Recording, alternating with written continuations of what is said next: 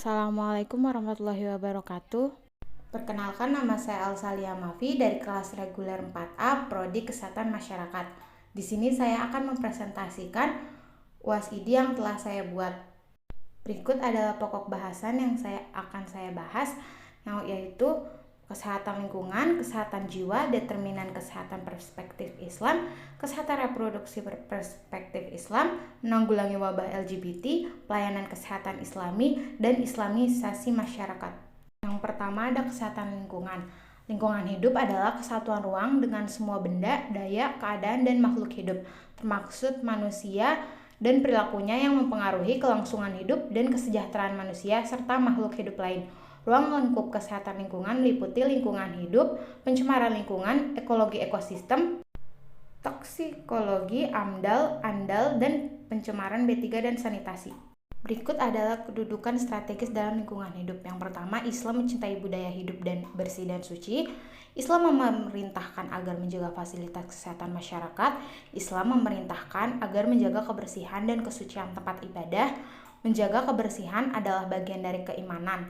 Melestarikan lingkungan adalah kewajiban setiap individu dan manusia dilarang melakukan kerusakan di muka bumi.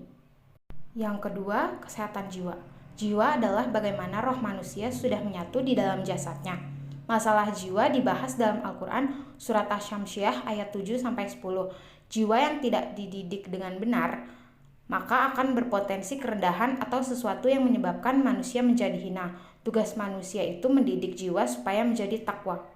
Adapun cara menjaga kesehatan jiwa dalam perspektif Islam yaitu sholat dan zikir, membaca Al-Quran dan hadis, bertawakal, menjaga ibadah dan spiritualitas, menghindari dosa dan maksiat. Selanjutnya, 3 perkara yang mengotori jiwa yaitu manusia terlalu cinta pada dunia, terlalu bergantung pada makhluk, dan gangguan dari bisikan setan. Yang ketiga ada determinan kesehatan perspektif Islam. Faktor-faktor yang mempengaruhi kesehatan dalam perspektif Islam yaitu pengetahuan, pelayanan kesehatan, sosial, ekonomi, perilaku pola hidup, genetik, lingkungan, latar belakang budaya, dan emosional. Pada bahasan yang keempat itu ada kesehatan reproduksi perspektif Islam. Berikut ada kesehatan reproduksi untuk kaum ibu dalam perspektif Islam. Haid itu dibagi menjadi 3. Ada muqtadiyah, yaitu wanita yang baru pertama kali mengalami haid. Ada muqtadah, wanita yang sudah mengetahui siklus haidnya. Dan mutahairah, wanita yang lupa kebiasaan haidnya. Adapun bahasan masa kehamilan. Kehamilan adalah suatu ibadah. Konsep kehamilan dalam Islam harus ada legalitas melalui hubungan harmonis, yaitu pernikahan. Yang kedua ada persalinan. Persalinan tidak hanya sekedar prosesnya saja, tetapi ada proses adab, penghormatan, dan kehormatan diri. Terdapat dalam Quran surat Luqman ayat 14. Yang ketiga ada menyusui. Al-Quran menganjurkan bayi yang baru lahir disusui ibunya selama 2 tahun. Terdapat dalam Quran surat Luqman ayat 14, Al-Baqarah ayat 223, dan Al-Ahqaf ayat 15. Dan yang terakhir ada perawatan, yaitu seorang ibu mempunyai kewajiban untuk mendidik dan merawat anaknya. Pada bahasan kelima yaitu menanggulangi wabah LGBT. Allah berfirman, sesungguhnya aku telah menciptakan hamba-hambaku dalam keadaan lurus sesuai garis fitrahnya. Penyimpangan fitrah terjadi karena pengaruh lingkungan, pengaruh keluarga, dan pengaruh diri yang disebabkan oleh bisikan dari setan karena kebodohan atau karena syubhat, sehingga yang terjadi adalah perkara yang harusnya haram dihalalkan, yang halal diharamkan. Studi kasus dalam Al-Quran tentang kaum Nabi Lut yang menyukai sesama jenis terdapat dalam surat Hud ayat 83.